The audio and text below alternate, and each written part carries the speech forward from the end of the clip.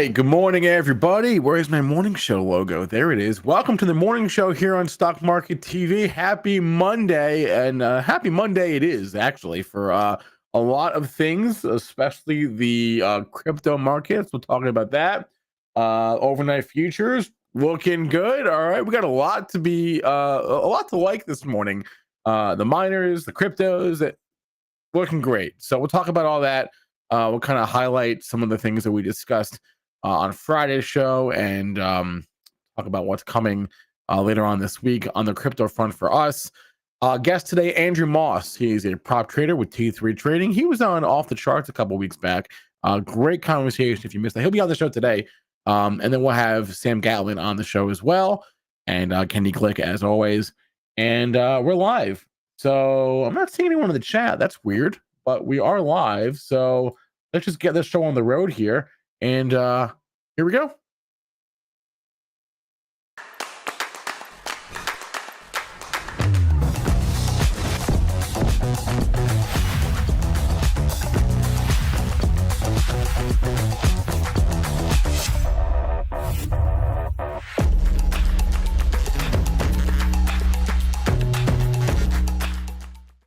Oh, good morning. Good morning. How about that? I mean, listen, if in case you didn't know that it was a bull market, now you know.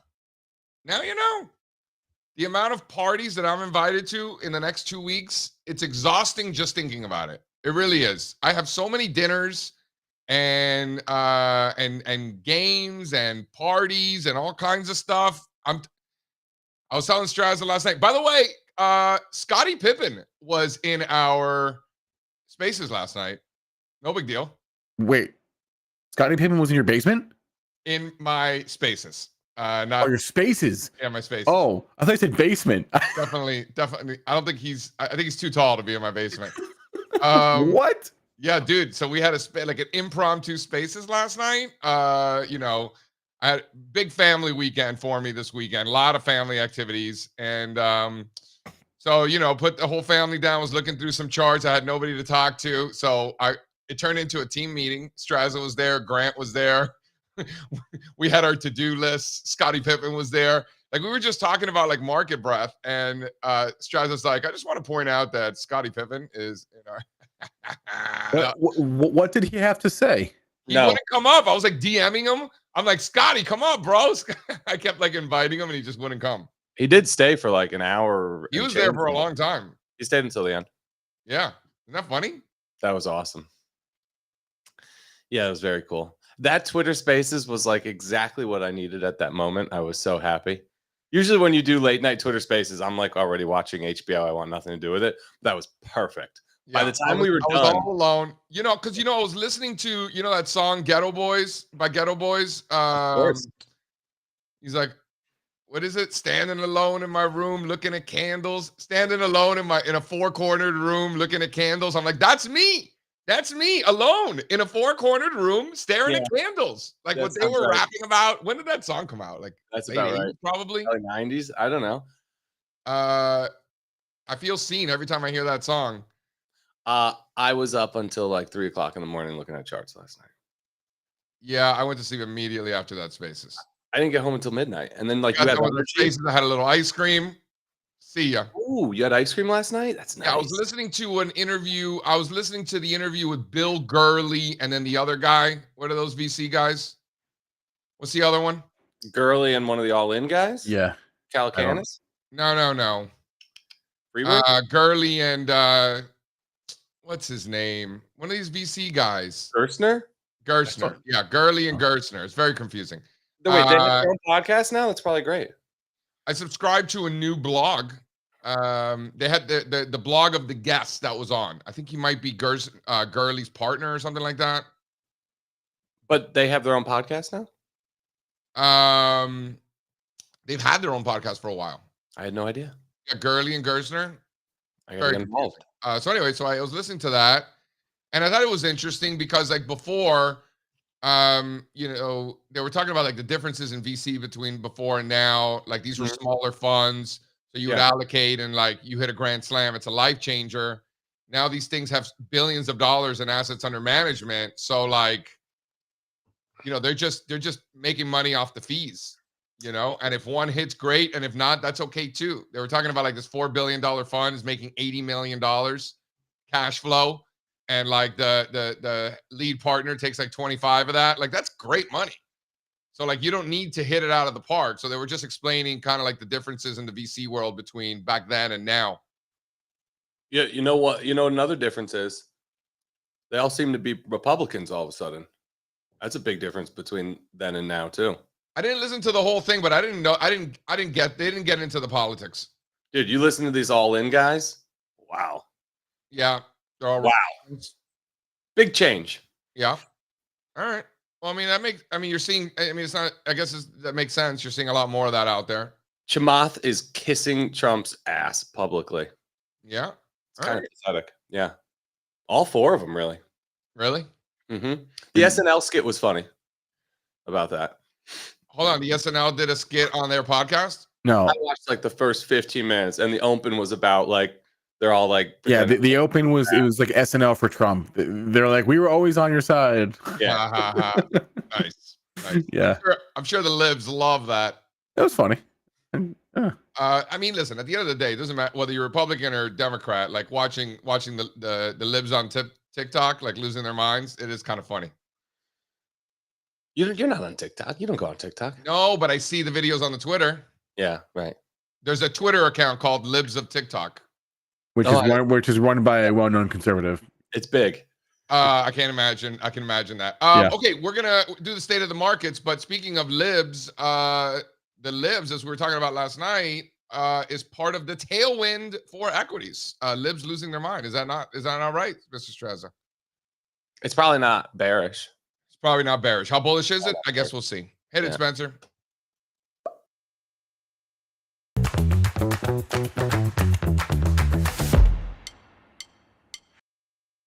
All right, ladies and gentlemen, we've got the Dow Jones Industrial Average, the world's most important stock market index, making new all-time highs, 44,300 for Dow futures. S&P 500 futures up close to 1/3%, above 6,000. Wow. 6,042 for S&P futures, up 17 handles. NASDAQ 100 futures also up 1/3%, also making new all-time highs, 21,300, up 69 points this morning for those who partake. The 30-year bond futures down 40 basis points, down to 117. Crude oil down 2.5%, just at 69 again. Copper's down almost a full percent, 427. Gold down 2%, 26.50. Silver down almost 2%, just under 31, with the volatility index back up to 15. And we are looking at Bitcoin. Wow. Oh my. The BTC hitting 82,000 this morning. A new all-time high, up 1.6%. That's 1,300 points for BTC this morning. 81,725. Ethereum, 3,150, down 1% on the day. Solana, 215, up 2.5% on the day. Even Binance, this hot piece of garbage, participating. Back above 600, 616, down 2% on the day. Total crypto market cap, Spencer Israel, 2.72 trillion, with the Bitcoin dominance back below 60%. Ladies and gentlemen, how do we feel about this morning's futures? I feel like we should feel pretty good. Spencer's a little giddy this morning. I don't know if I like it. I don't know if I like it. A little giddy this morning, Spencer, huh? I'm waking up. I woke up at 2 a.m. to get some water. And so, of course, I had to go on my phone, right, as one does. And I'm seeing Bitcoin above like 80, right, at like 2 o'clock in the morning or something, or whatever time that was. So yeah, I was giddy. I love that you get up in the middle of the night and you check your futures. So I'm not the only sick fuck around here. It's not what I did. It's not what I did. But I was on Twitter. You were up anyway, so you might as well check. I do that. I was up anyway, so I was on Twitter, and I just happened to see, tweets about Bitcoin at 2 in the morning. If you wake up to like pee or get a water and you're not checking futures, you're underexposed. Like, what's going on? You don't have enough long exposure if you're not checking the futures. Before we move on from crypto, Alfonso, chart on. Do you guys remember this one? It was about a month ago. And we thought, wow, that's interesting. I do. It's led before. Will it lead again? Wasn't it just consensus that didn't we all agree that Bitcoin was ultimately going to follow? The question was when. MicroStrategy nails it again. And it makes sense. It's the higher beta risk on play. It's going to move first in bull markets. A couple of them nailed it. Robinhood nailed it. Right? I was checking Robinhood last night for the biggest movers among large caps in the overnight session. And at the top of the list was Robinhood. I thought that was kind of funny. I think there is going to be a good deal of incremental demand from retail crypto investors who are absolutely wiped out in the last cycle. I know people who sold everything at the 2022 lows. Nice. And they're not back. And nice. that was a good time to be selling stocks, right? Listen, this happens to a lot of people. So if it was you, it's fine. It does happen. But, everybody puked out at the lows after FTX. Good. And somebody told me this yesterday, and I thought to myself, wow, I'll bet that's not like a very unique story at all. No. And the way that I think about that is cash on the sidelines. Can you throw up slide 3 there, Mr. Spencer Israel? There's like a relentless bid for these meme coins right now. There's really something. Is that evidence of risk appetite or risk aversion? Harminder, there's no more room for any more flowers in my house. No more flowers, please. Wait, we were talking about you on Friday, or maybe it wasn't Friday. I don't know what it was, but JC said, isn't it nice that Steve is a cat lady? What I should have said is Steve is also a flower lady. He's a cat lady and a flower lady. He's both. Big flower lady. Yeah. I was listening to you guys actually in the car on Friday, and I have to say something. I'm not torturing my girlfriend and making her listen to earnings calls on a 15-hour. She's torturing you? I'm not some sort of sicko. I would never do that. No, Rose is like in her zone. She's having a great time. Headphones in. She has no idea what I'm listening to. She's listening to murder mystery documentaries and podcasts. Is that what she listens to? Yeah, dude, it's weird. She's so into it. Yeah, she'll go for hours too. Oh, all right. Get lost in the murder mystery. So she's murder mysterying. I'm earnings calling, and we're both just happily cruising. Okay, so that's cool. Yeah. So no in-depth conversations about the MicroStrategy situation? She's not interested. No. All right. She likes it when the lines go up, though. For her. She likes it when the lines go up. She knows that's good. She likes when the lines go up. She loves it when the lines go up. Yeah. Well, at least she's smart enough to recognize it. You know how many people out there are just fighting lines that are going up because it just makes them sad? No, she thinks it's cool. All right, let's talk about this tailwind. I think this is a big thing. Spencer, throw up slide here. I'll move it up. Throw up slide 2. Let's get into it. This is it. You guys wondering what the hell's going on? So many God candles.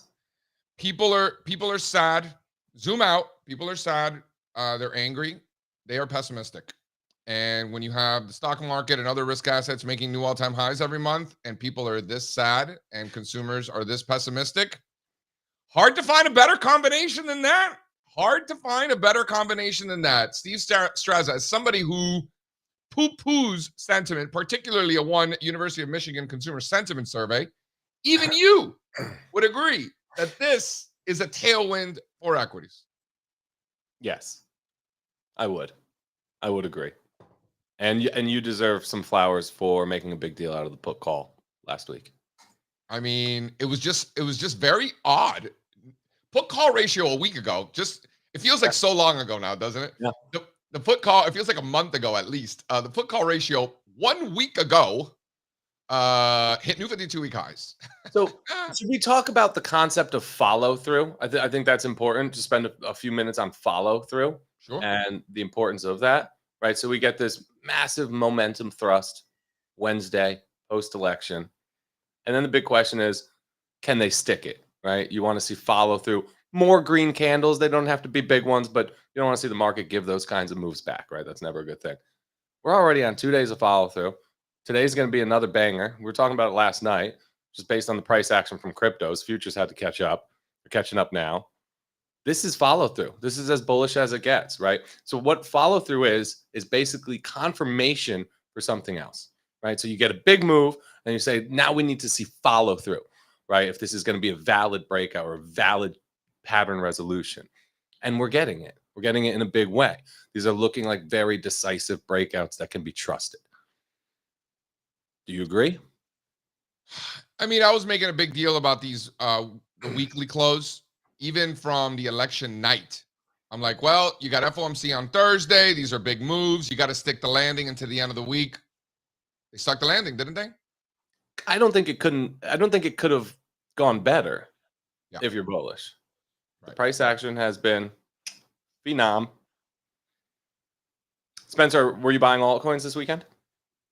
Funny story about that. You should ask. I went to go log into my Coinbase account. I haven't logged in and God only knows how long. And like the authenticator code on my app was like wrong. Something I don't even know. So I got locked out.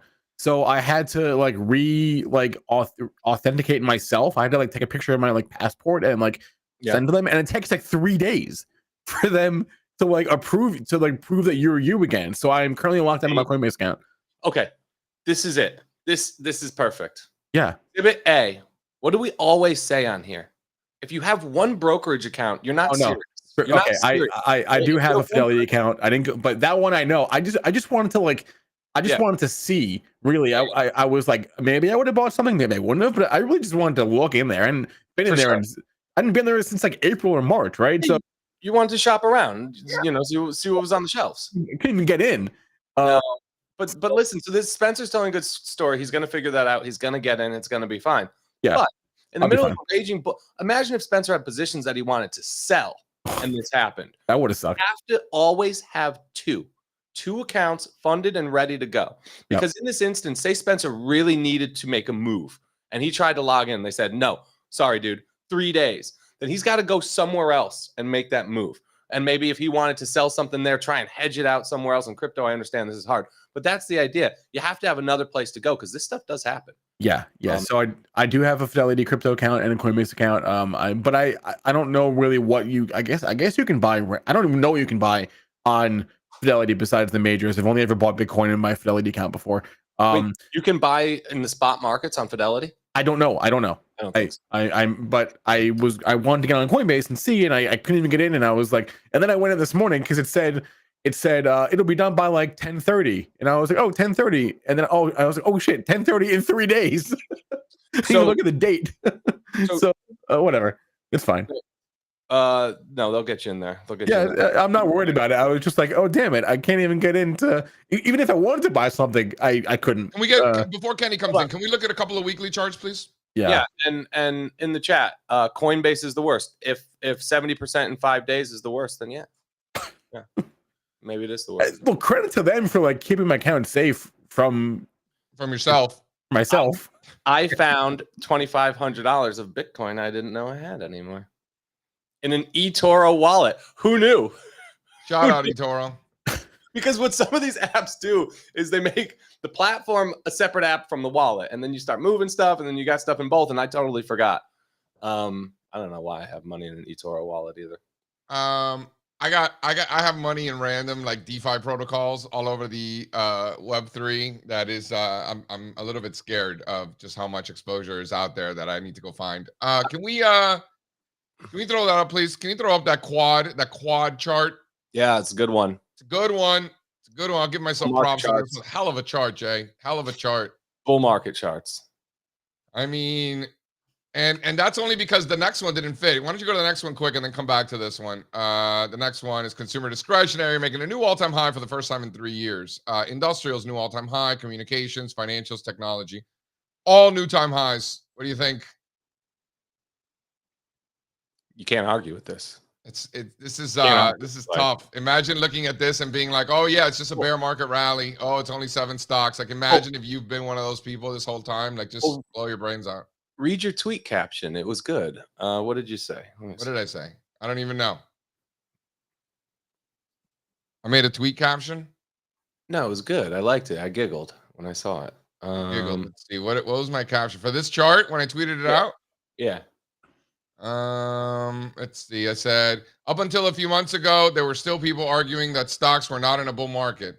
They were upset about arbitrary things like the economy or earnings estimates. I kid you not. Go back and see. It was wild. And I can funny? Did that make you chuckle? Yeah, but it's true. It's true. You're not lying. It's really true. Yeah, it's really true. So can you imagine not participating in this bull market because the economy makes you sad? Like, think about what a sick fuck you need to be to not participate because, like, the earnings estimates were not to your standards or whatever weird fetish you have. You know what I mean? Like, imagine.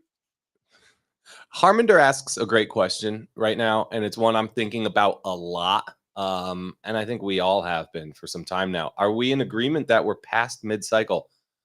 I don't know. It's really hard to say. You look at a chart of micro caps or small caps, and it's early cycle. That's before the middle, a chart like that. If you look at some of these charts that JC's showing, probably feels like middle or after the middle. So why don't we talk a little bit about the conversation we had with Scottie Pippen last night? So we were talking about exhaustion gaps potentially, and whether what happened last week was an exhaustion gap, or if it's a runaway gap, which these runaway gaps by definition come at the middle point of trends. I'm pretty sure it's a runaway gap, not an exhaustion gap. Yeah, I was saying that in Spaces last night. I was trying to be nice about it, but it's not. It's not. And with every passing day, it's more and more not. And also, guess what?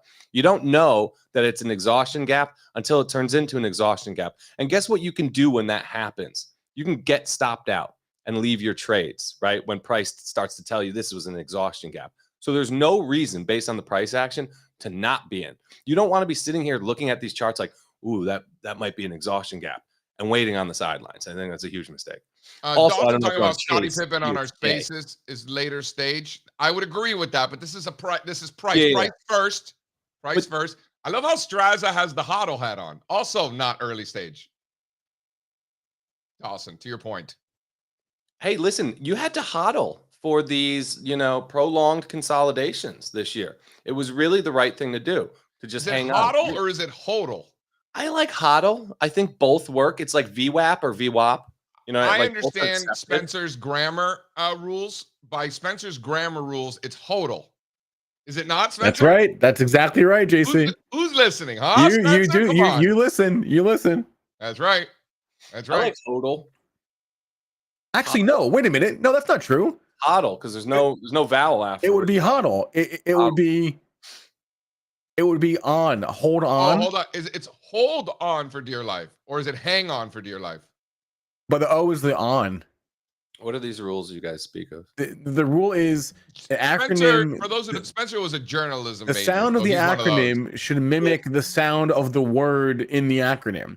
So in this case, the O stands for on. Hold on. So HODL. Oh yeah, you're right. HODL. That's good, Spencer. That's a good rule. No, you're right. I actually like HODL because it's a more fun thing to say. But pronouncing acronyms is really your cup of tea. Yeah, that's right. Journalism major. This is what they study. Instead of like studying things that are important, they focus on like grammar and sentences and like where to put your commas and shit. Don't be mean about journalism majors. So I think Scottie Pippen is not a signal. I'll just say, because he's like true degen, like he's in it. Like that's also true. Like he's in it. Yeah, that's true. He's in it. If Michael Jordan showed up to our Spaces, like sell everything. Sell everything. All right, I'll give you that. Strazza is right. Okay. Can I bring Kenny on? Please. And then we'll bring on today's. But he's right. If Michael Jordan comes on our Spaces, that's it. It's over. Wait, I want to make sure Kenny is in a position where he can actually talk, because it looks like he's walking around. Okay. Kenny, you good? Does he have pants on? I don't know, but we'll find out.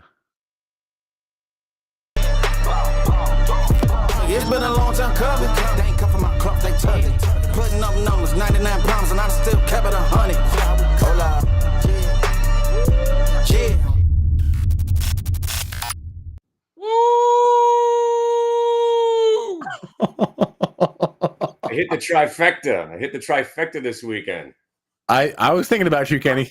JETS, just end the season. Just enough to suck. Yes. Yes.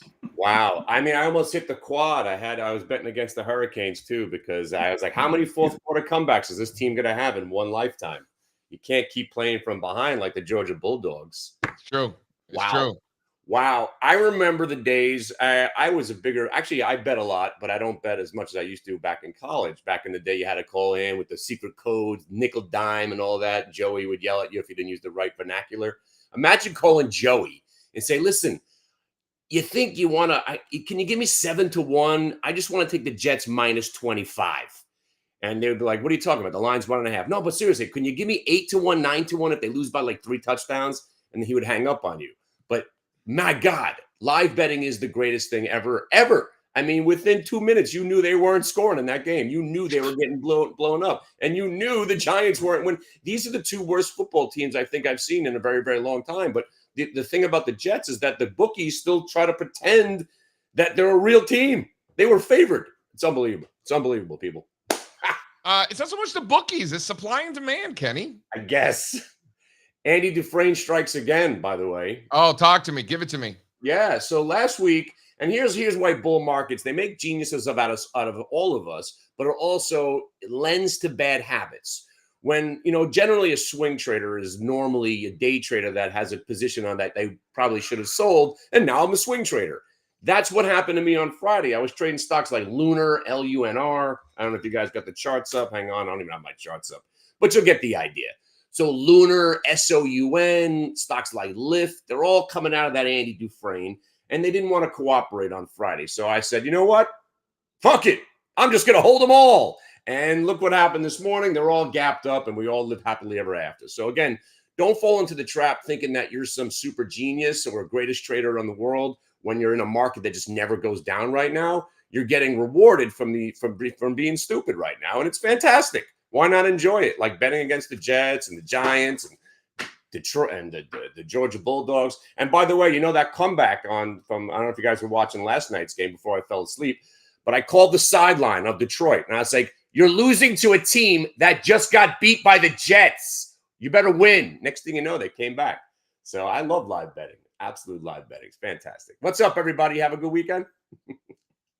I had a fantastic weekend. I took the Twins to the 6 and 7-year-old Super Bowl. We lost, but the kid across the street scored the only touchdown for the team, so that was exciting. But he was heartbroken. But it was good. It was good to take the boys, get away from the women. The women went to go do women things, and me and the boys went to the football game. That was cool. Right on, right on. Cool. What about you, Spence? Having fun? Yeah, man. Yeah, just I wish I had something exciting to report, but I don't. I was thinking a lot about crypto this weekend. Hey, wow. Crypto. Doggy coin up 100% in a week, because that's how it's supposed to happen, right? You hold something for 6 years, you think it's dormant. I had to go dig up my Kraken account. I had a 9-step process to get into my own account. I had to take I love how everybody's now getting back into their old accounts. That's unbelievable. I haven't logged in so long that I had to send them a picture of my driver's license front and back.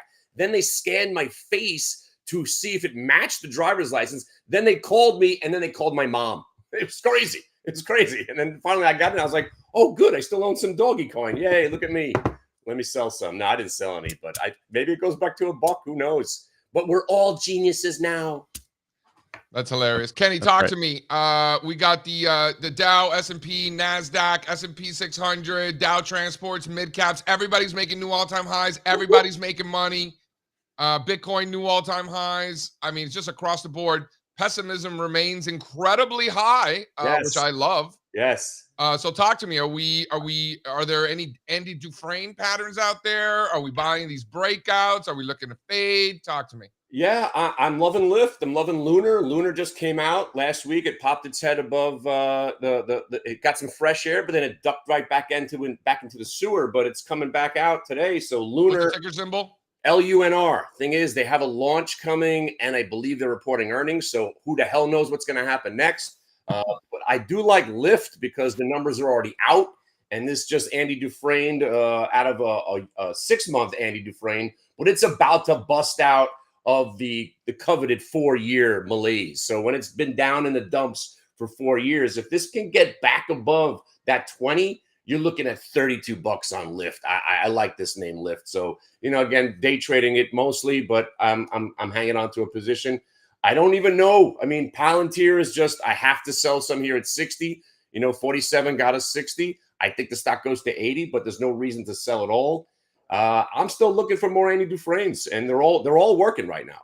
One that didn't work, or one that's starting to fall apart, is that ASTS. The sellers have taken over now, but every time I think this thing's about to roll over and die, this 2250 area seems to be, and it's hanging in there pretty good. That ASTS. Is it, or is this more of like a death by 1,000 cut situation? It looks like, I mean, it's trading like it got acquired. Yeah, it looks, it's trying to break down, but it doesn't break down. But it doesn't break down. That's what's curious my point about it. Yeah. So I got an eye on that one. You know what? Dude, if that ASTS is above 22, you flip the book.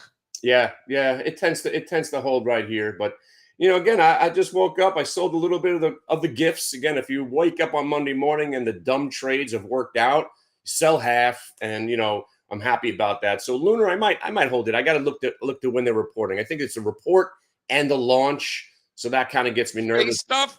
You think anything that has to do with the one Elon Musk and the Trump, and you think that's all part of the same trade? I think it is. I think it is. Space rockets and robots. I've been a fan of all that, the whole sector. Rocket Lab's still doing pretty well. RKLB, Serve still above 9, which is incredible. But again, it's hard not to find some good ideas. And I like the stock NU. Take a look at NU. This was consolidating between 12 and 15 and a half. Brazilian fintech. Yeah. Once you get over that 16, this thing's like look at $20 stock easy. Yeah. NU is like the hit the bid of Brazil. All right. Cool. No such thing. So you say. Still like the arm, but I liked A-Lab better because it was fresh new highs. Cashing out of A-Lab today above 100. So yeah, A-Lab, another IPO that just blasted off. Take a look at this one. Came out of the dumps a couple of days ago. DXYZ. It's a company. It's like an incubator, like the old CMGI for IPOs. So you have access now to the private placement IPOs. The stock went absolutely nuts from 8 to I think 8 to 80, and then crashed back down to 8. That woke up in a big way. So DXYZ out of control right now. And there's your list. Yeah, it went from 8 to 105, back to 8. Andy Dufresne for about a year and a half, and this just came out of, I didn't want to even recommend it because it's just a weird name there. But do some research. It's an interesting concept, but it never should have done what it did, and now it's back. So DXYZ. Yeah, I was in that one for a minute too, Kenny. All right. Thanks a lot. Hitthebid.com. Check it out, guys. Kenny's live trading really beginning at like 8:30 in the morning until, 10:30, 11, 11:30. And then 11:00. Yeah, I'm still hungover from Saturday. We went out clubbing. So what's up, Mary?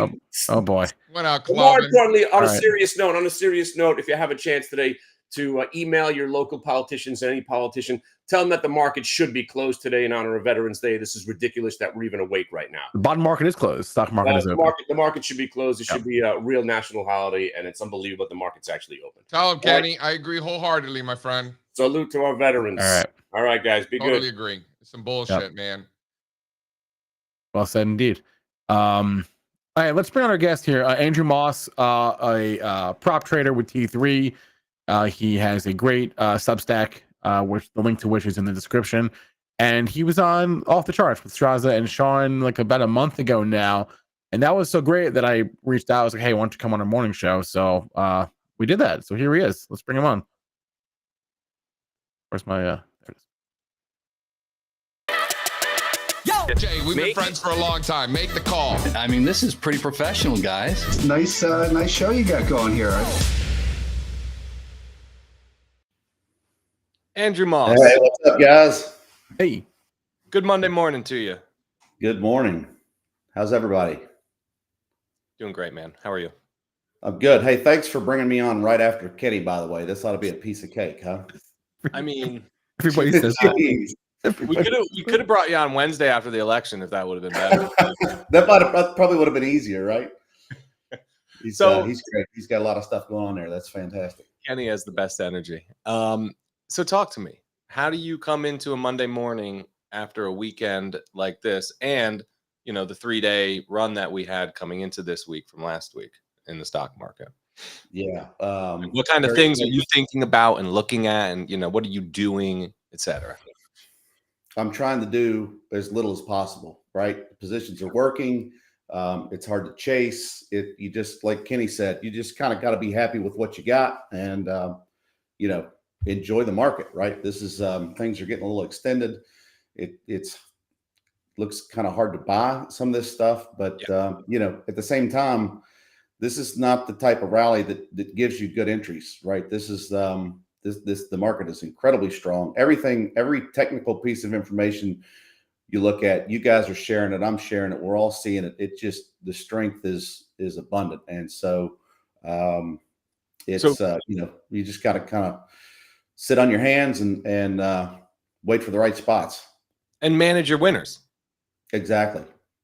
So if you don't already have exposure, you're not adding it today, right? You had exposure, you were positioned for this coming into this, and now you're watching your stuff, trying to let those winners ride. That's one of the hardest things to do. Yeah. I had to go for so many walks last week, just like myself off the edge. Like, don't sell this yet, Get away from the stream, right? Yeah. So, I mean, were you anticipating these kinds of fireworks? Are you surprised by price action anywhere? Does anything really like have your attention right now in terms of like areas that have been impacted? Well, I think we were all anticipating fireworks after the election, right? The problem is we didn't know which direction they were going to go. So, no, I don't have as much stock as I'd like to have because, coming into Tuesday, it was a coin flip. I think a lot of people would agree with that. And so, you take calculated risks coming in. We had a pretty good lineup of what we think would work if Trump wins, what we think would work if Harris won, and trying to put that stuff in place on a somewhat limited basis because of the unknown. And what were on those lists? Just curious. What did you have on like the Trump and Harris lists? Well, the Trump trade's pretty obvious, right? It's Tesla. It is now. It's crypto. It's those kind of things are doing very well. Healthcare is not doing so great. Solar's not doing great. Renewable energy, those are things that we wanted to avoid, so those themes are playing out pretty well. So the flip the coin and take it the other way for a Harris victory, and those are the kinds of things we were watching. So last week, I don't know, a day or two after the election, we, like you said, you got to look at the charts and pick your spots. So Bitcoin miners, some of these things still had not even moved. So we put out a Trump trade, right? Like long the Trump stuff on some Bitcoin miners, one of which is like not trading right now because they didn't count their warrants correctly, but that's okay. I think it'll be back online soon. Absolutely ridiculous. And then we did, okay, let's do a Trump fade now. And we actually bought First Solar. Like, we're buying this weakness in FSLR, betting this is not a failed top, because the pressure that First Solar's peers have been under has been pretty crazy. So there's some relative strength there, at least versus industry group, and these stocks have already been killed. Yeah, and that's one of the I like the kind of the contrarian setup there, because you can look at a weekly chart and see a pretty defined risk level, right? You're not chasing on the way up for sure. So you can take a position. If it works, it's probably going to work pretty good. And if it doesn't work, your risk is very well defined and limited by your position size, right? So no, I don't hate that at all. It's very different from like buying Palantir here. Yeah. Buying Palantir today with RSI in the where is it, like in the 80s or something like that? Mid-80s. Yeah. That's the thing you're seeing a lot is really high RSIs, prices 7, 8, 10% above the 8-day moving average. So it's got to correct at some point, either by price or by time, but I don't think anybody expects a deep correction, right? Wait, Andrew, can I ask you a question? You wrote a post last week called "Don't Chase the Gap." Yeah. So what do you do in this situation? Maybe you sold previously, or maybe you're underinvested, or some combination thereof, and you are wanting to get back in, and last week was just a ripper, right? Yeah. And you missed it, right? What do you do? Well, ideally, you sit patiently and wait for a pullback back into either towards the 8-day or in the space between the 8 and the 21-day. And, you get a pivot point to manage risk against, and you start buying the other side of the V, like Lance B likes to say. But in reality, to look at, and I don't care if you're looking at SPYs, Qs, whatever, to expect a deep pullback right now seems, probably not the best tactic, right? So in closer to reality, probably the best case scenario we could get would be some sideways action in the indices or in whatever stocks you like, while the 8 and 10-day moving averages catch up and work off the extension a little bit, and then get in for the next leg higher. Are you looking at some of these extra offensive groups, these speculative growth stocks, the Russell Microcap Index funds? If we have the chart, throw it up and show Andrew the IWC. The riskiest, or some would even say worst, stocks in the United States are breakaway gapping and entering brand new uptrends. Are you seeing the same thing in some of these charts? ARC, IPO, like I said, IWC.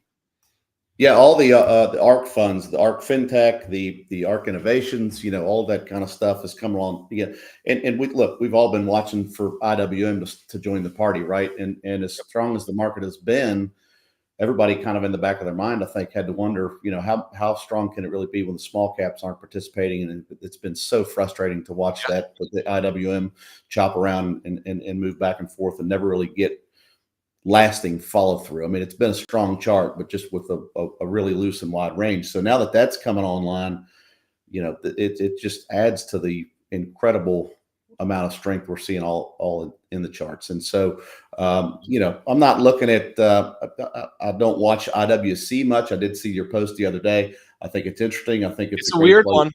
It's a weird one. It is. Yeah. Why not? If even those companies are going up, why not take a look? And because you could get some really huge moves from that sector, right? And so, but back your comment about the miners a minute ago, looking at the weekly charts on those, HUT is not even, hadn't even really broken out yet. Now it's got earnings this week, so it's a little bit of a more of a variable, and it's up in that 2140s this morning, so it's really close, and wouldn't surprise me to see a breakout ahead of the report there. And that's the same pattern we're talking about, right? Like the micro caps, the ARC stuff. HUT is that same prolonged rounding bottom. It's like a perfect inverse head and shoulders, right? Like just a beautiful base. And Mara and Riot's coming out a little bit. And granted, all of them are up strong this morning, so the weekly charts haven't updated yet. But they're, Mara coming up to 22s is a start of a nice long-term breakout there on the weekly chart.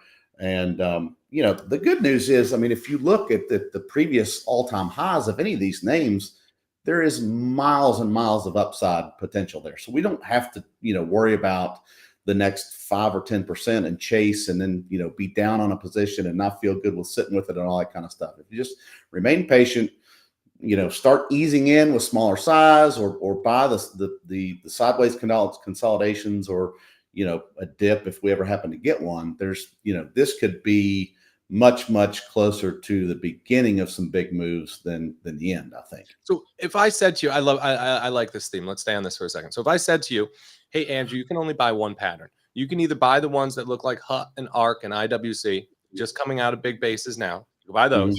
Or you can not buy those, and you can buy ones that look more like the strong sector spiders, already back above their prior cycle highs. They've been at all-time highs and breaking out of continuation patterns. You get to choose one of those two options: ones that are back above prior cycle highs, or the ones that are just completing fresh reversals now. Good question. So some are leaders and some are laggards. Yeah. So, all right, I'm going to give you two answers on that. I'm not trying to skirt the question, but it is a great question. And from a trading standpoint, I think you're going to get a quicker hit, a faster trade coming out of the big base. Now, as a PM for many years and a relative strength and momentum guy, I like buying the leaders for longer term. That's, builds a better portfolio, usually easier to hold, less volatile, that kind of thing. And so there's for short term, I like the bigger base. Longer term, I like the leaders and the ones with the most relative strength. That's interesting. And it was really a trick question because Yeah. the right answer is you want to own some of both of those patterns. There you go. All right, I answered it right. Yeah, that's fantastic. That's so there's also the risk of like owning the wrong vehicle in some of these junkier spaces. So like we talk about IWC, that's an information index. Like we're not going and buying the Russell Microcap Index. The way the Russell indexes are built is actually the inverse strategy of something like the S&P 500 or the NASDAQ 100. They're taking all of the bad companies that are in downtrends and are leaving the large and mid cap indexes, right, and entering small and micro cap land. And to get there, they had to be in downtrends, right? Those are the ones that are being added as the largest weightings. Meanwhile, an index like the S&P 500, the worst ones get kicked out, and the best ones from the small and mid cap space are getting added to the index, right? So think of the Russell indexes as the opposite of that awesome momentum strategy that the S&P 500 and NASDAQ 100 runs. So you don't want to go there and buy these indexes. What you do want to do, right, is pull up a list of the components. Like what we've been doing is pulling up all the ARC components, going through and finding the strongest ones. And then I think you really want to build your own basket, right? Like rather than try to pick a winner from these speculative groups, pick a couple. Like we bought 2 Bitcoin miners last week. I swear to God, one has been delisted and not trading for 2 days now because they couldn't count their warrants right? So like that'll happen when you're diving into these sketchy spaces like uranium, biotech, all the same. I think you have to build a basket. What do you think? Am I on the right page with that? I think it's a great approach. And, why hold 200 or 2,000 when you can potentially weed out the top 10% or that kind of thing? And so sometimes what I'll do is if I'm interested in a sector, and to stick with your IWC idea here, okay, the chart looks good. I like the whole place. Maybe I buy a starter position in IWC to keep an eye on things and participate a little bit while I then go through the process of finding those 5, 10, 15 name, whatever it is that fits, and then try to whittle it down and kind of pivot over. So you'll get an IWC at first while you're doing the work. So you have some exposure and then you almost use that as an ATM to go into components, you're saying? Well, yeah, if it works out well, that's, not a bad tactic, right? Love that. I love that. And you could buy the index too, like as you build these baskets, right? That could be one of them. Yeah. Again, the trading account is not the same as the long-term account and so on and so forth. So, there's lots of right answers for that kind of thing. All right. Talk to me about risk appetite. Do you think the price action in crypto is bullish, bearish, or nothing? Oh my gosh. That is, the breakout in Bitcoin that everyone's been looking for and is finally here. It's incredibly bearish. Obviously, right? Let's flip the chart upside down if you want to go that route. I put a chart out, about a month ago, looking at, and this has been shared by a lot of other folks in various forms. I'm not claiming to be first but I think it was a little early, about halfway through October. We're looking at this action where you've been in a base for 8 months. The 10-week comes down and touches the 40-week, and then it breaks out of the base and it runs, like 140% or something. The same exact pattern just happened again. Granted, we didn't get the breakout technically by October 31st. It's a week late. Shame on Bitcoin, but this thing. It's kind of hard to believe because it not only is the breakout, it's pretty powerful, but it's also at a previous significant pivot high, which the one in 2023 was not. That was kind of coming off a short-term bottom.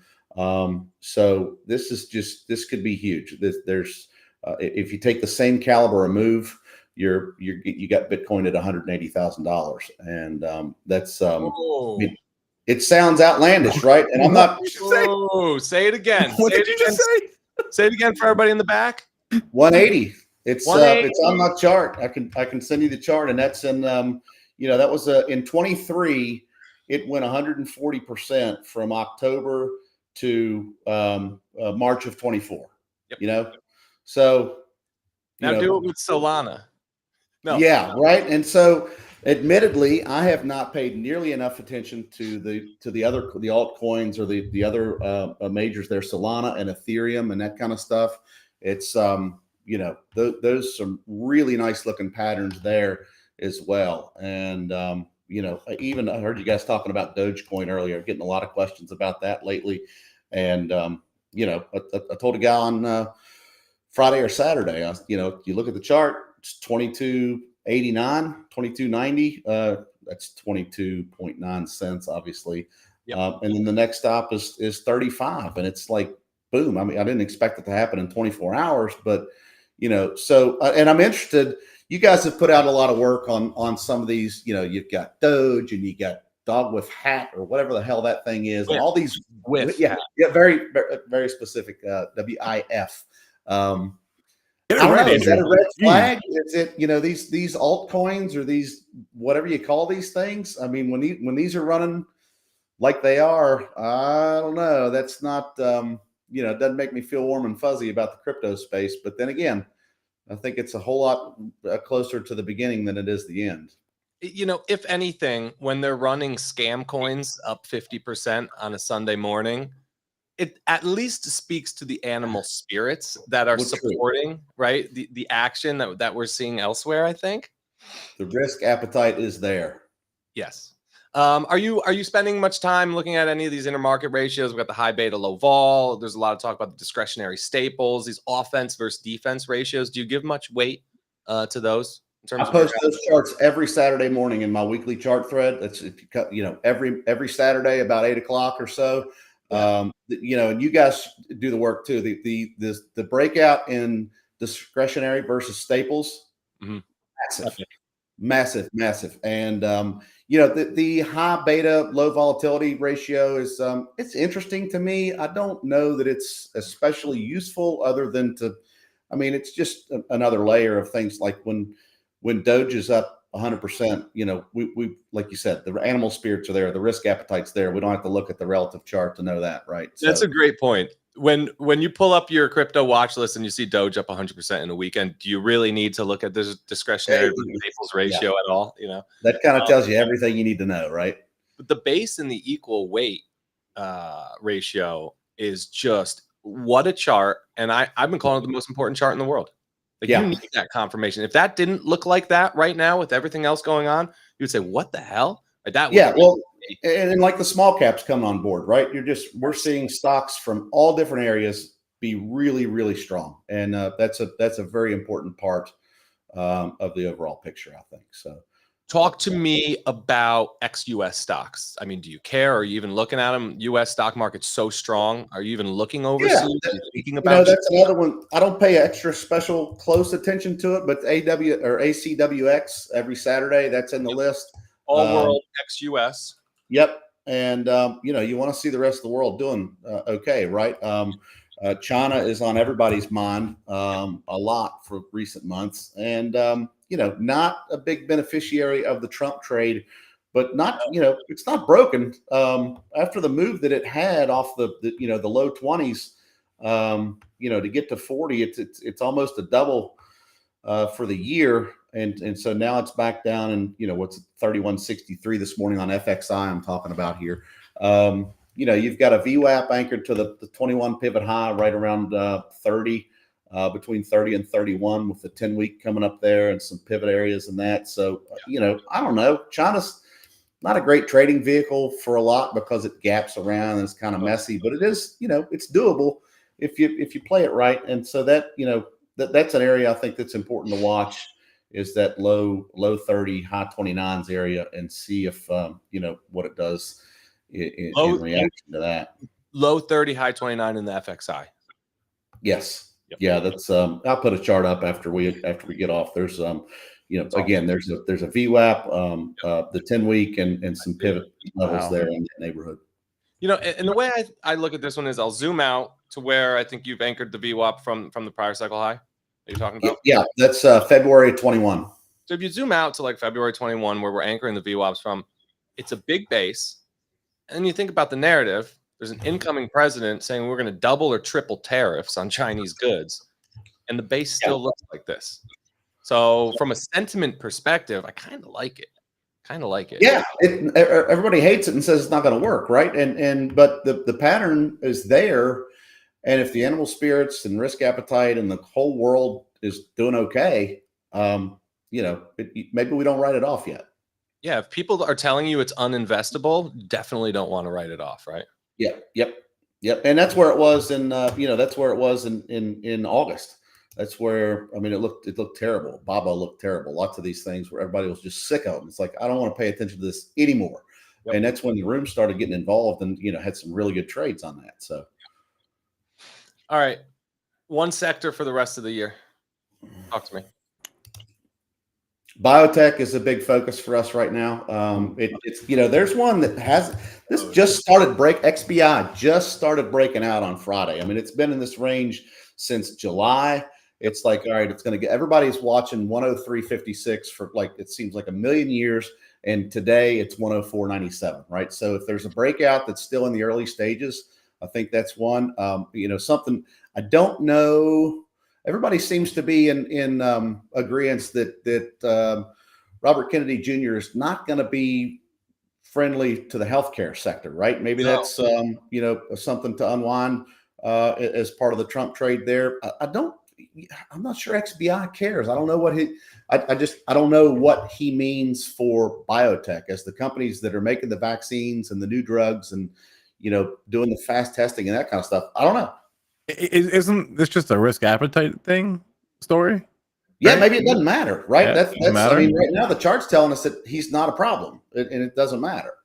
I don't know. Isn't Pfizer kind of trading like they maybe did something really, really wrong and an investigation into it? That might be the worst chart that I looked at all weekend. It's definitely not. I mean, it's not as bad as Moderna, but yeah. What are they going to find, Pfizer? Oh boy. Yeah. What are you saying? A lot of people are saying this, Spencer. I'm just saying what I hear. Oh, okay. All right. Bull markets are more fun. We talk a lot about how bull markets are more fun. We're all on here. We're talking about altcoins. We're talking about shitty stocks. We're talking about buying biotechs. I mean, biotechs, that's one of those fresh trend reversals that we're talking about, right? This is a brand new uptrend coming underway here. And when you look underneath the surface, I know you could see it. So many of these components look fantastic in biotech. Yeah, there's a lot of really good names in there. Also, so John in the chat mentioned interest rates.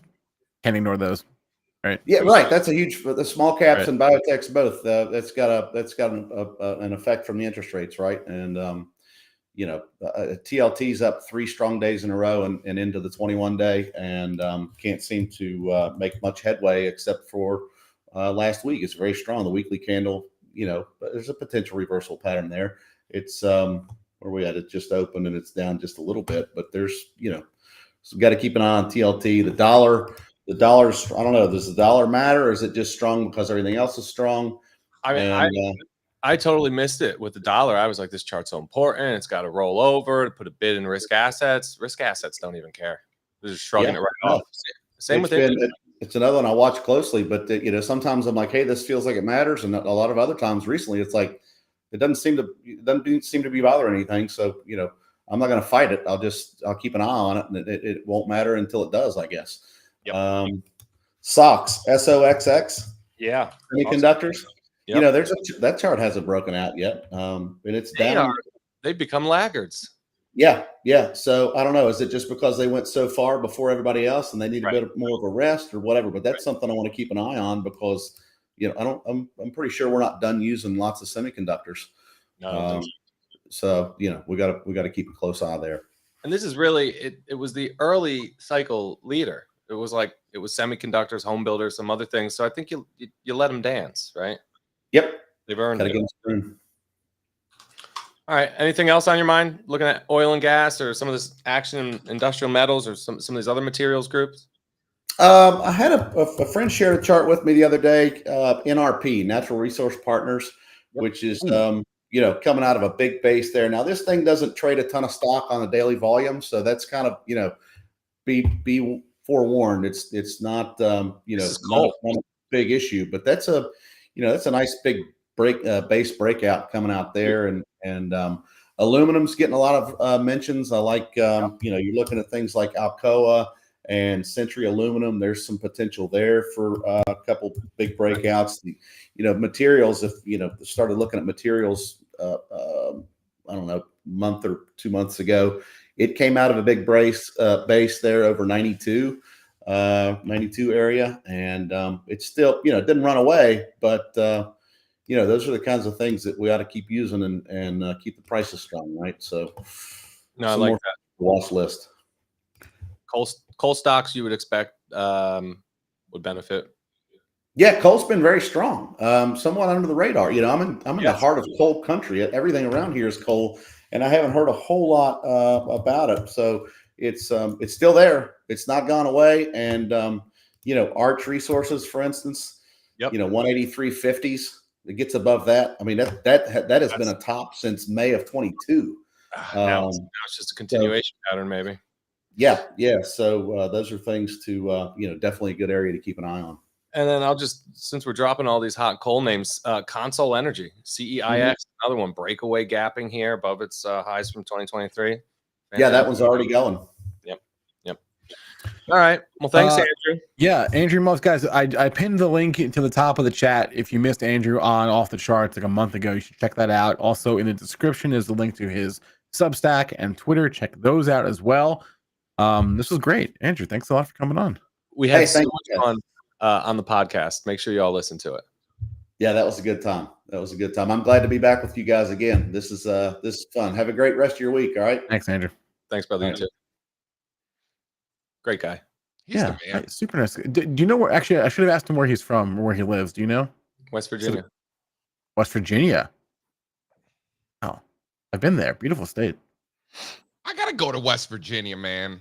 Yeah, man. I gotta go to West Virginia. I want to go to a football game.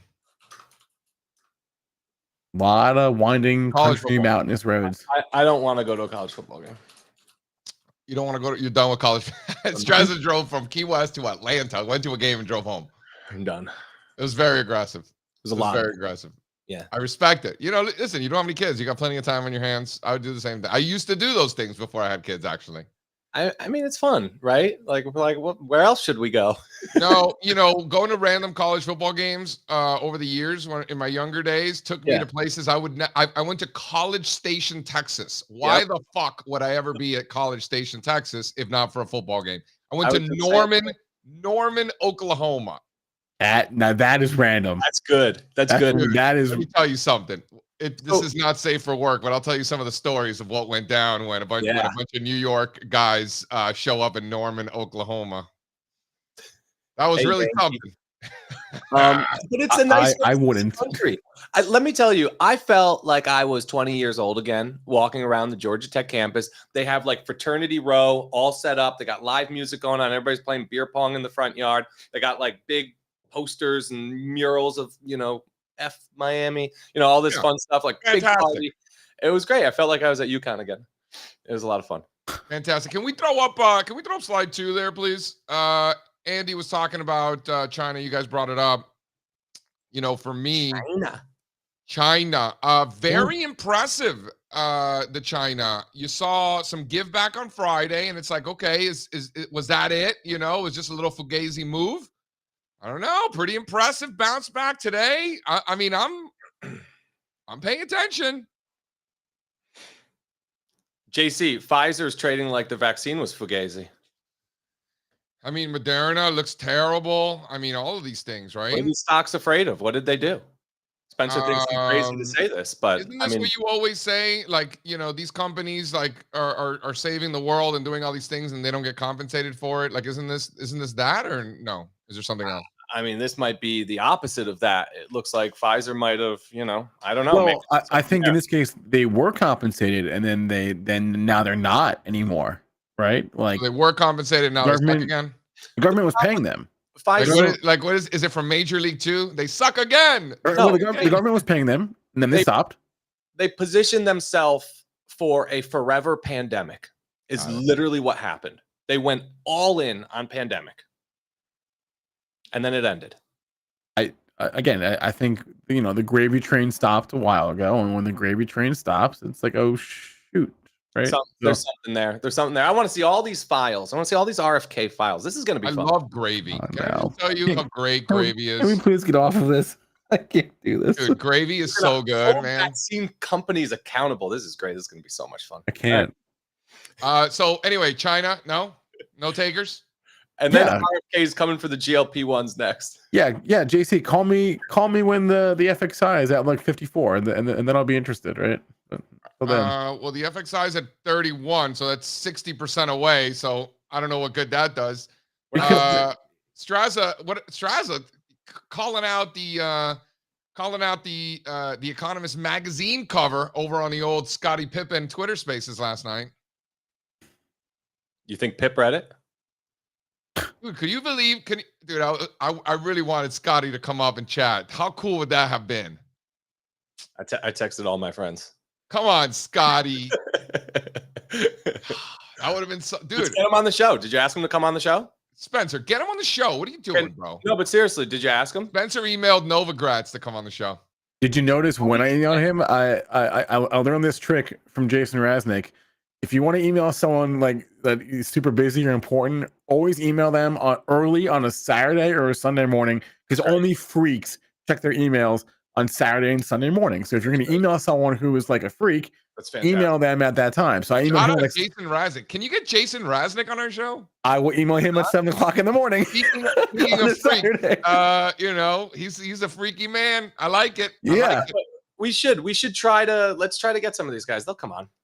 Yeah, you got to email them early in the morning on the weekend. Pippen, Mike Novogratz, Michael Saylor, Jason Raznick. I mean, only the most elite, right? Elon Musk. No. I'm sure Elon Musk's email is out there in the public domain. Spencer's working on Brian Armstrong. It can't be hard to find. Tell him how much I love him. There's no way it's hard to find. We're big fans. Yeah, big fans, Brian. Big fans. I know guys.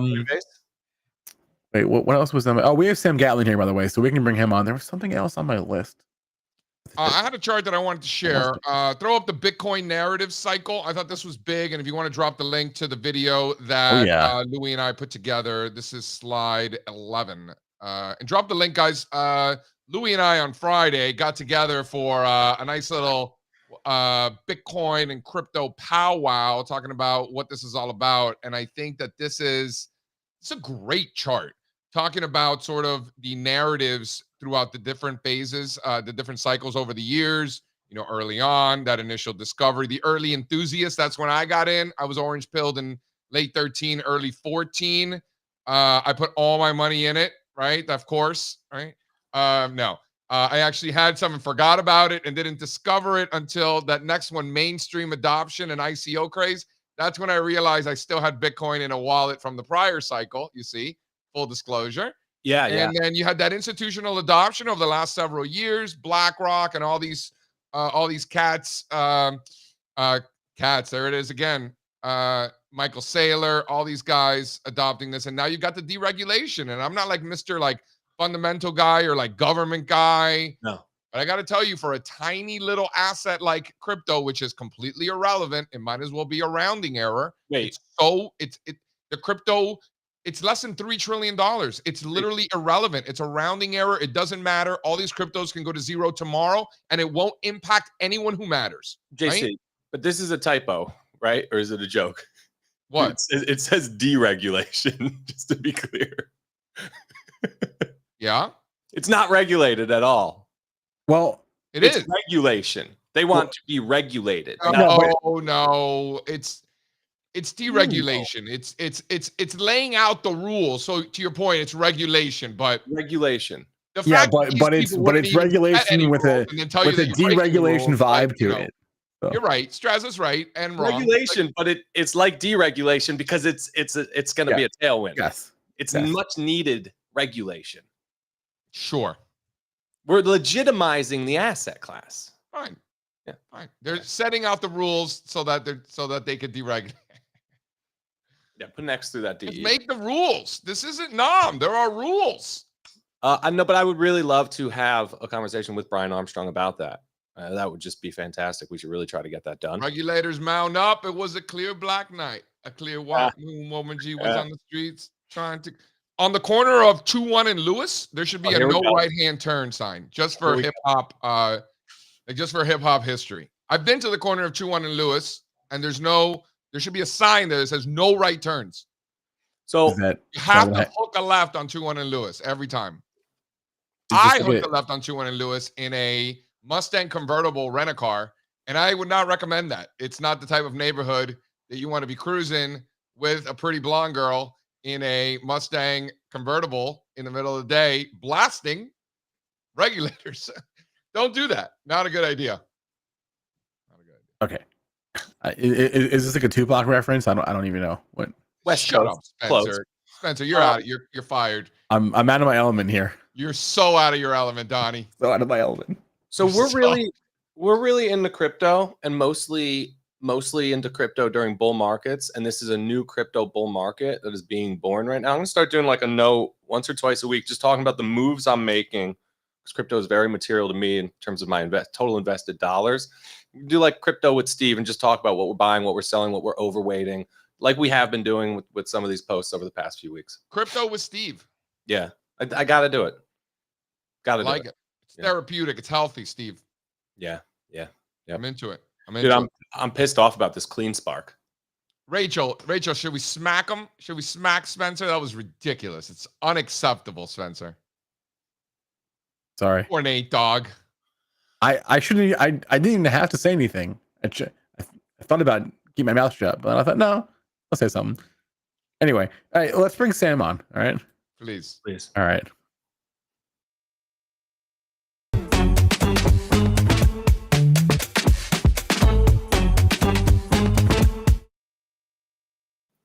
What's up, Sam? Yo, happy Monday. Happy Monday. You listening to Warren G and Nate Dogg and those fellas these days, or what? Not a whole lot. That was Do more, they let you play that kind of high music school. in Kansas, or how does that work? Yeah, I listened to some thuggish music in high school. right. I've chilled a little bit recently.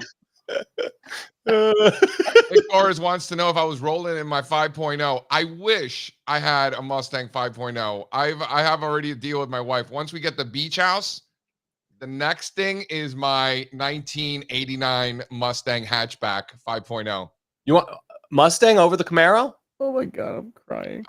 There's just something about how ugly that late 80s Mustang is that just I love. It's like a pug, like they're so ugly, but like they're cute, Mine is I want a Porsche 911 Turbo, one of those old ones, old 90s ones. You get it black. You know what I'm talking about?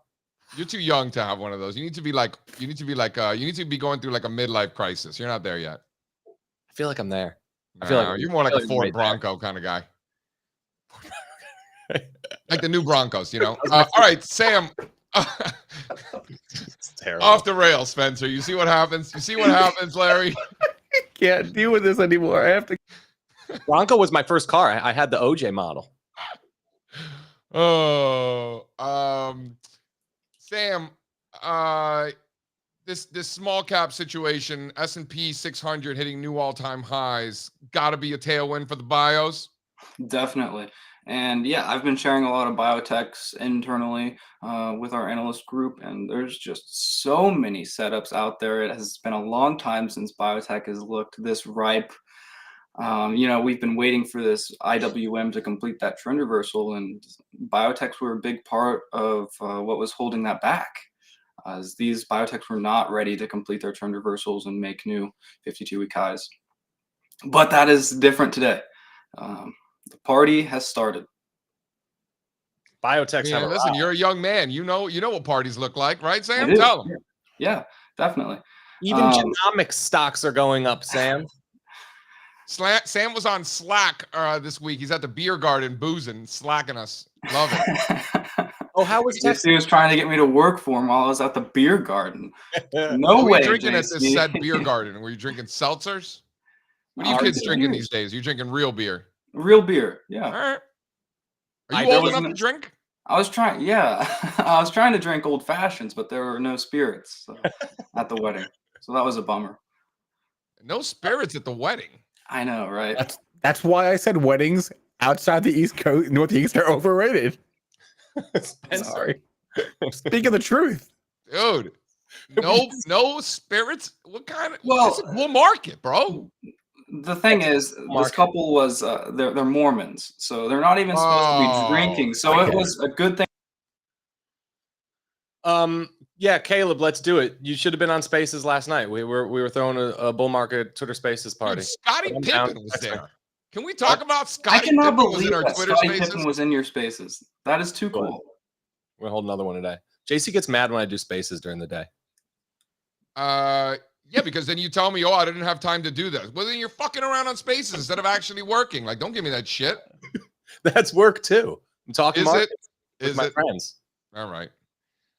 Sam, I like how you're kind of sticking with this theme of the contrarian, post Orange Man election victory, solar, biotech, China, talk to me about what you're seeing. I mean, that was just like a theory, that had no evidence whatsoever. It was kind of just like, let's think about this, like a few steps ahead.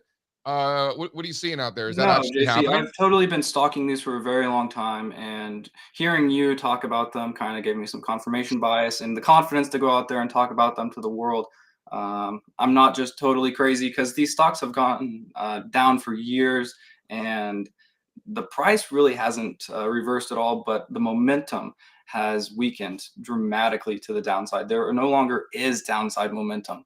We have really nice bullish momentum divergences on a relative basis and an absolute basis. I brought along slide 17 and 18 to show this point. We can throw that up. So this is solar on a relative basis versus the S&P 500 going back, showing the entire history of this ETF. And we've bottomed at this level several times in history. And we've also carved out a bullish divergence like I was talking about, and we have fallen below those prior lows. So I'm thinking this is a good setup for a little oopsie. And we scoop back above this level, and from failed moves come fast moves in the opposite direction. I mean, it looks terrible today again. So Yeah, I mean, totally. I like the setup, but you got to see it. I got to see Right, it. exactly. We've got to see it, and it hasn't happened yet. Yeah. But like the environment's here. We have like when I think of an environment where solar is working, like it's where China's working. It's where Dogecoin is working. It's a pretty risk-on industry group. So Yeah, First Solar acting pretty well. yeah, I think Array Technologies is my second favorite. So like you have First Solar, which is kind of like the Camco of the industry, the big dog, and then you have Array, which is a smaller name, but they're making some like stands for the solar modules.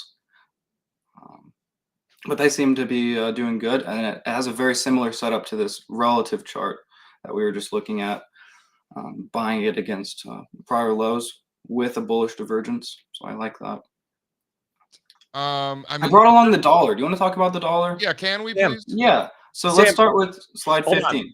Hold on, before you talk dollars, can you explain to JC why Titleist has a monopoly on golf balls? Just shout out Acushnet, new all-time highs. I here. thought you said it so well, Strazza. It is the Apple of golf.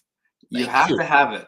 Thank Like, you. if you pull up to the golf course with these Kirkland Costco golf balls that are neon pink, you're gonna get laughed at. That's And right.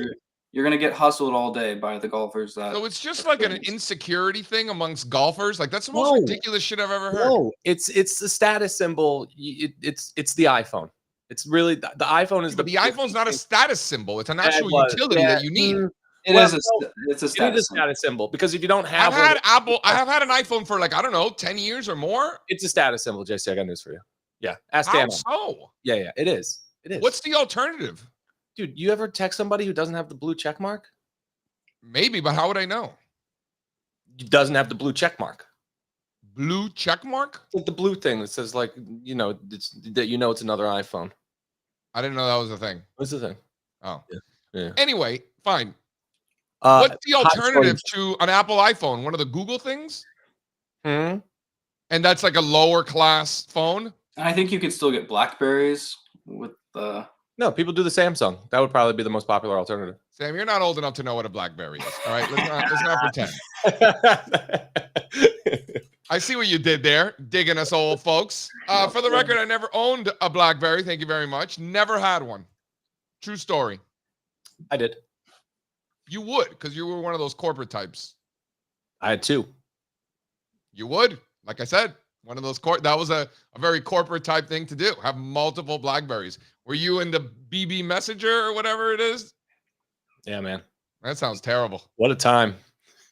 What a terrible time. I missed the Palm Pilots, though. I totally missed out on the Palm Pilots.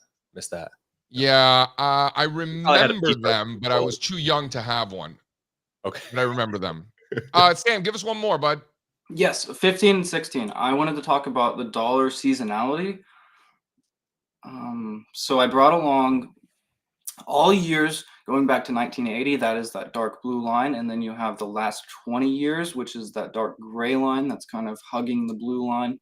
And then you have the last 10 years in the red line and all election years in the light gray line. And you notice the trend with all of these lines is that they go down into the end of the year.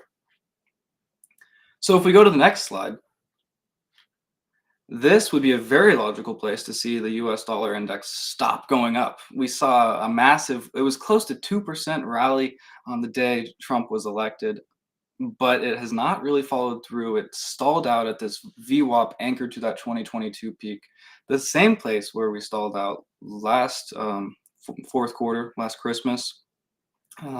So I think this is the place to get short dollars.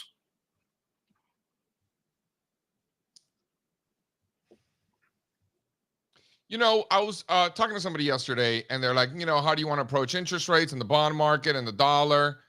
You know, like always, we want to first identify the type of market environment we're in and then figure out what tools and strategies are best for that environment. And at the end of the day, rates and the dollar have been in a messy sideways range. So don't we want to incorporate the type of strategies that are best for those ranges? And in this case, you're looking to fade resistance in a range-bound market in the dollar. Totally. And you sense to have me. that overbought momentum. All the more reason to fade that level. But I got to see it. The dollar's ripping again today. So, you know, like we're talking about a potential, you know, reversal in international over the United States, potential move in solar, potential move in China, potential move in the dollar. But You got to see it. Little to no evidence at any of those. The dollar making new highs literally this morning. So nothing yet. It's right there, though. It's right there. Yep. And Right you there. can Look at see that volume. the Look at that previous volume, times we got above this level and kind of danced around it for a few weeks. So that could be the case again here. We just turn sideways. Yeah. We dump into December. Maybe that's the move. I don't know.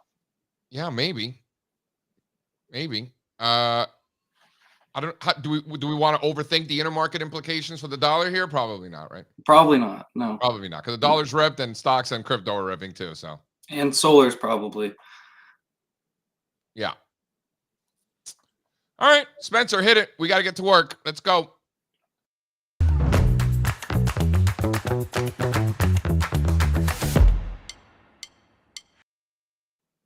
Just want to give a shout out to Ribeyes.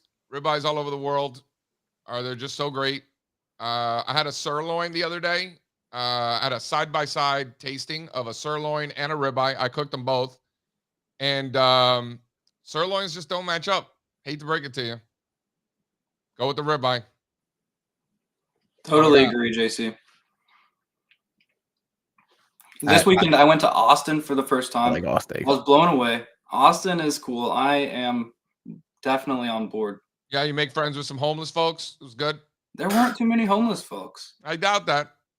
Sam, I was walking around the downtown. There weren't too many. Sam, do you guys drive there? Yeah. Yeah, you're a driving family, right? Yeah. Yeah. How far a drive is that? It's like 10 hours. We Jeez. drove 16 hours this summer, so it was nothing. All right. That's cool. Awesome. Get some barbecue. Yes, some brisket. It was amazing. You go to Terry Black's? Yeah, I did, in fact. Dude, how good is that so good. brisket, bro? 10 out of 10. Couldn't have been better. Wow. I really like how another place. What's the other place that's always got like a crazy line? I haven't been in. Starts with an F, I think. Franklin's? Maybe. I'm not sure. I think it's Franklin's. I haven't been. Supposedly the line's off the charts, but Terry Black's. You can order it on Goldbelly, by the way. I have, and it's awesome. I like how you order everything by the pint when you go there. Yeah, that's cool. They cut it up there. They got all the sides, all the fixins, if you will. They do a hell of a job there. Did you go see the smokers in the back? Did you take a walk over there? What an operation that is. They got some operation there. I guess they're the only barbecue joint in town that constantly is making meat. Like some other restaurants will run out of barbecue, but they never do. Yep. they got those things moving, and they got a ton of them too. Yeah. Yeah, that's pretty cool. JC, you know how you like seeing stocks in the wild? Yeah, love it. Happened to me on Saturday night. If you can bring up slide 2, I've never seen this before. I've seen the Carvana Towers, right, where they have the cars and the Do they have Carvana Towers in Jersey? I've seen them in Michigan. But I've never seen a Carvana delivery truck. Yeah, they bring it to you, Spencer. You don't actually have to go to the vending No, machine. I know that. I've just never seen one in the wild. And I saw one over the weekend, and I thought that was exciting. And that prompted a whole discussion with my wife about Carvana and what a crazy company this is and what a crazy stock it is. And I had never seen. First off, I haven't seen the Carvana Tower that I used to drive past was like emptied like years ago, and like I don't know, maybe it's full now, but I just hadn't seen a actual real life Carvana delivery apparatus in the flesh. So I thought that was cool. I don't know. That is cool, Spencer. I saw my first tower in Austin also. Yeah, they're kind of It weird, had a right? few cars in it. It wasn't completely full. But Yeah, there were just these weird vending machines with cars inside. Also, my dad was in his safe deposit box looking for a car title or something, and he found some savings bonds in my name for me. So if anyone has any, like, do I go to the bank to cash these things? I have the same issue, Spencer. I have no idea how to cash this. They're Patriot bonds, which I had to Google. They were bonds that were sold to fund anti-terrorism. So good credit to me, I guess, for funding. I got it when I was born. I was born like right after anti-terrorism, 9/11, but so I'm not quite sure what to You do were with these. born with right these after 9/11. pretty much. Yeah. I was in college. Yeah. So if I guess I go to do I go to the bank? Where else would I go? I don't even really know. I think you mail it to the Treasury. Oh, I'd really rather not do that because You have to fax it in, Spencer. I think you're joking, but I don't think you're joking. If that makes sense. You know what I mean? I think you're trying to make it funny, but you might be right. I don't actually know. It's a good question. Anyway, all right.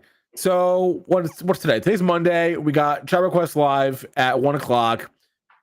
JC, are we doing our crypto thing later, or should we talk about it? I think we are. We got to confirm with Louis. Make sure Louis in the house. I think we're gonna do just like a sort of crypto party stream, right? Crypto party stream. That's what it is essentially, right? I mean, Bitcoin is at 80. No, actually, it's well past that now, but you get what I mean. And I think we should just kind of have a crypto party and talk about it. Because all right, I'm into it. Yeah. Party. Should we have like a light show, like that one time that Kenny, we were all dancing with Kenny? Yeah, I'll have to find that. You think we can get Scottie Pippen to show up to our crypto party? Dude, maybe. That was pretty nuts. Possible, JC. Dude, come on, Scotty.